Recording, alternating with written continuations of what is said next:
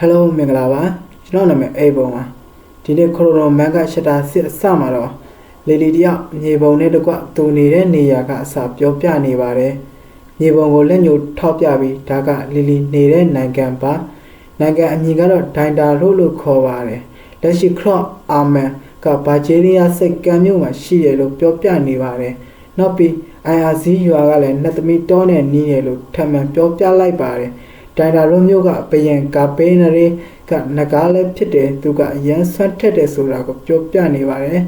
ဒါပေမဲ့သူကအမြဲတမ်းငြိမ်းချမ်းရေးကိုပဲလိုချင်နေတာဒါပေမဲ့သူမလောက်နိုင်ခဲ့ပါဘူးသူကငါတို့ANGSနိုင်ငံစပါတီကိုလည်းအမြဲရှုံးတယ်နောက်ပြီးဒီမှာကငြိမ်းချမ်းရေးမရှိဘူးအမြဲတိုက်ပွဲဖြစ်နေပါတယ်လို့လီကထပ်မံပြောပြနေပါတယ်စုပေါင်းနယ်မြေကိုပန်လိုတာလို့ခေါ်တယ်လူသားတွေပြင်ရှားမျိုးစိတ်တွေရောစုပေါင်းနေထိုင်ကြတယ်နောက်ပြီးမရှာဖွေရသေးတဲ့မြေအောက်ကူတွေလည်းများစွာရှိပါသေးတယ်လို့ပြောပြနေပါတယ်။ဟိုးရင်ကတော့တိုက်ကြီးတစ်ခုအင်ပါယာဖြစ်စုပေါင်းပေးခဲ့တဲ့မော်ဆိုတဲ့စွမ်းအားရှင်တယောက်ပုံမြင်တစ်ပုတ်ရှိရလို့ပြောပြနေပါတယ်။ဒါပေမဲ့အခုမှတော့ဒိုင်တာလုံးနဲ့စပါတီမျိုးလိုအပိုင်ကွဲသွားပါပြီ။ဒါပေမဲ့နောက်တစ်ချိန်တိုက်ကြီးတစ်ခုထဲဖြစ်အောင်ပြန်ပေါင်းပေးမဲ့လူမပေါ်လာခဲ့သေးပါဘူးလို့ပြောပြနေပါတယ်။အဲ့လိုနဲ့အရှားတစ်ဖက်မှာစစ်ပွဲတွေစတင်နေပါပြီ။နဂါအင်ပါယာနဲ့မော်ဆွမ်းအရှင်နှစ်စုစစ်ပွဲစနေပါတယ်။နဂါပြည်နဲ့တစ်ဖက်ကခေါင်းဆောင်မင်းသမီးနဲ့မျက်လုံးချင်းစိုက်ကြည့်နေပါတယ်။အဲ့ချိန်နဂါပြည်မှာမင်းတို့ကဘုရားသခင်ရဲ့ကြွန်တွေ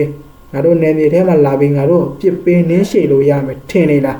ဆိုပြီးနဂါပြည်မှာအာမန်ပြည့်စွာပြောနေပါတယ်။ဒါကိုတစ်ဖက်ကဘာမှပြန်မပြောခဲ့ပါဘူး။ဒါနဲ့နဂါပြည်ကစစ်ပွဲအရင်စပြီးသူပိုင်ဆိုင်တဲ့စွမ်းအားနဲ့တေချဆန်းဆိုပြီးတော့ထုတ်လိုက်ပါတယ်။အဲ့ရှင်သူရှာကိုရှာရင်တဲ့တဖန်နဂါဘရင်ကမင်းရေတန်တွေကိုငါအဆုံးသက်ပြစ်မယ်မိုးကောင်းကင်ကနဂါနေမြေပါမင်းတို့မြေအောက်ကဘာကိုပြန်တစ်တယ်လို့ဆိုလိုက်ပါတယ်နဂါဘရင်ကငါတိုက်ခိုက်မှုကိုမခံနိုင်တာပဲငါပြိုင်ပဲတော့ရှိလာပြီထင်တယ်လို့ပြောနိုင်ပါတယ်ခုနှစ်ယောက်မြောက်တမန်တော်စာရီယေလို့ပြောပြီးတော့တခုခုစစ်ခေါ်ဖို့ပြင်ဆင်နေပါတယ်အဲ့ရှင်နဂါဘရင်ကအနည်းကပ်လာပြီးရှေ့တဲ့နဲ့ခုတ်တော့မဲ့အချိန်မှာမင်းကိုနိုင်ပြီလို့ပြောနေပါတယ်တဖန်စာရီယေကမသေးချဘူးဟုဆိုပြန်ကတီးပေးလိုက်ပါတယ်အချိန်တန်ရာရသွားတော့ငကားပြည့်မှာအလင်းရောင်ထုကိုစုပြီးတဖန်ပြန်မုတ်ထုတ်ပေးလိုက်ပါတယ်ကောင်းကင်တမန်တော်နဲ့လူသားများတေကြဆန်းဆိုပြီးတော့စွမ်းအင်များထုတ်ပြီးတိုက်ခိုက်လိုက်ပါတယ်တဖန်စာရီယေကဒါကနောက်ဆုံးဝက်ဖဲပဲထင်တယ်